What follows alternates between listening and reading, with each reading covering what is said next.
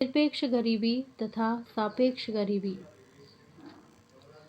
निरपेक्ष गरीबी, इसमें जीवन निर्वाह हेतु न्यूनतम या मूलभूत आवश्यकताओं का एक मानक स्तर तय कर लिया जाता है। इसके पश्चात उन लोगों को निरपेक्ष गरीबी की स्थिति में माना जाता है जो न्यूनतम आवश्यकताओं के मानक स्तर को प्राप्त नहीं कर पाए। अतः निरपेक्ष गरीबी वह स्थिति है जिसमें व्यक्ति अपने जीवन की न्यूनतम आवश्यकताओं को भी पूरा नहीं कर पाता। निरपेक्ष गरीबी का विचार अविकसित राष्ट्रों में अधिक उपयोगी है। भारत जैसे राष्ट्रों में जब गरीबी शब्द का उपयोग किया जाता है तो इसका तात्पर्य निरपेक्ष गरीबी से ही होता है। न्यूनतम या मूलभूत आवश्यकताओं का मानक स्तर सभी राष्ट्रों में अलग अलग होता है। यह मानक स्तर राष्ट्र के विकास की स्थिति, लोगों के जीवन स्तर, अर्थव्यवस्था में मुद्रास्फीति की स्थिति आदि पर निर्भर करता है। ये कारक सभी राष्ट्रों में अलग अलग हैं। अतः सभी राष्ट्रों में निरपेक्ष गरीबी के निर्धारण हेतु न्यूनतम आवश्यकताओं का मानक स्तर अर्थात गरीबी रेखा भी भिन्न भिन्न होती है। सापेक्ष गरीबी, समाज या राष्ट्र के विभिन्न वर्गों के बीच आय या धन या उपभोग व्यय के वितरण में सापेक्षिक असमानताओं का माप सापेक्षिक गरीबी कहलाती है। यह विचार विकसित राष्ट्रों में अपेक्षाकृत अधिक उपयोगी है। भारत में गरीबी का माप। भारत में गरीबी के मापन हेतु प्रथम प्रयास दादाभाई नौरोजी ने 1868 ईस्वी में किया था। स्वतंत्रता पूर्व राष्ट्रीय नियोजन समिति द्वारा भी गरीबी के अनुमान प्रस्तुत किए गए थे। स्वतंत्रता के पश्चात गरीबी रेखा के निर्धारण तथा गरीबी को परिभाषित करने हेतु 1962 ईस्वी में योजना आयोग द्वारा एक अध्ययन दल का गठन किया गया। 1971 में V.M. दांडेकर तथा नीलकंठ रथ ने गरीबी के लिए एक कसौटी को परिभाषित किया।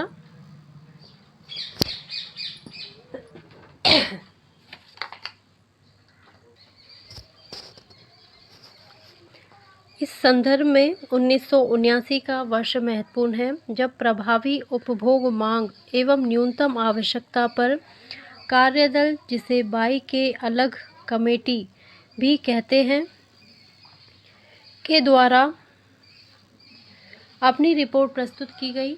इस रिपोर्ट के आधार पर सरकार के द्वारा यह तय किया गया कि ग्रामीण क्षेत्रों में प्रति व्यक्ति 2400 कैलोरी प्रतिदिन तथा शहरी क्षेत्रों में प्रति व्यक्ति 2100 कैलोरी प्रतिदिन अवश्य मिलनी चाहिए। यदि कोई व्यक्ति उपभोग में इससे कम कैलोरी प्राप्त करता तो उसे गरीब माना जाता था। इसे कैलोरी या उपभोग आधारित गरीबी रेखा कहा गया है। इसके पश्चात D.T. लकड़ावाला, सुरेश तेंदुलकर तथा C. रंगराजन की अध्यक्षता में भी योजना आयोग द्वारा गरीबी के अनुमान लगाने हेतु कार्यदलों का गठन किया गया। लकड़ावाला फार्मूले द्वारा 1993, 94 तथा 2004-05 के लिए गरीबी के अनुमान लगाए गए थे।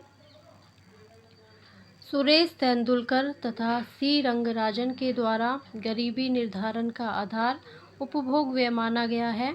इन्होंने गरीबी रेखा के मापन हेतु खाद्यान्न तथा गैर खाद्यान्न वस्तुओं की न्यूनतम मात्राओं का समूह गरीबी रेखा बास्केट तैयार किया था तथा यह अनुमान लगाया कि बाजार कीमतों के आधार पर वस्तुओं की इस न्यूनतम मात्राओं के समूह गरीबी रेखा बास्केट को क्रय करने हेतु कितने उपभोग व्यय की आवश्यकता है। उन्होंने अपने अनुमानों में पाया कि वर्ष 2011-12 में शहरी क्षेत्रों में 1000 रुपये से कम प्रति व्यक्ति मासिक उपभोग व्यय तथा ग्रामीण क्षेत्रों में 816 रुपये से कम प्रति व्यक्ति मासिक उपभोग व्यय करने वाला व्यक्ति गरीब है। सुरेश तेंदुलकर के अनुमान के आधार पर भारत में 21.92% लोग गरीब हैं, अर्थात लगभग 27 करोड़ लोग गरीबी रेखा से नीचे जीवन यापन कर रहे हैं। सी रंगराजन ने वर्ष 2011-12 के लिए ग्रामीण क्षेत्रों में 972 रुपये प्रति व्यक्ति मासिक उपभोग व्यय तथा शहरी क्षेत्रों में 1407 रुपये प्रति व्यक्ति मासिक उपभोग व्यय को गरीबी रेखा माना। इस आधार पर वर्ष 2011-12 में भारत में गरीबी 29.5% है।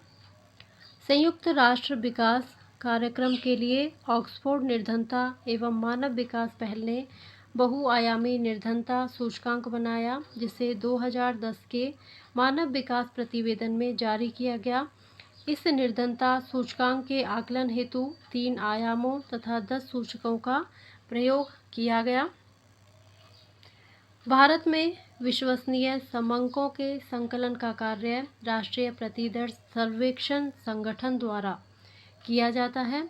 इसके द्वारा चलाए गए विभिन्न दौरों में एकत्रित किए गए उपभोग व्यय संबंधी समंकों के आधार पर विभिन्न विशेषज्ञ गरीबी का अनुमान लगाते हैं। रिकॉल अवधि। गरीबी आकलन एवं अनुमान हेतु किए जाने वाले समंकों के संकलन में 2 प्रकार की रिकॉल अवधि का उपयोग किया जाता है। समान रिकॉल अवधि में 30 दिन की अवधि के लिए उपभोग व्यय के समंक एकत्रित किए जाते हैं। मिश्रित रिकॉल अवधि में खाद्यान्न तथा गैर खाद्यान्न वस्तुओं पर उपभोग व्यय के समंक एकत्रित करने के लिए 2 अलग अलग संदर्भ अवधियों 30 दिन तथा 365 दिन का संयुक्त रूप से प्रयोग किया जाता है।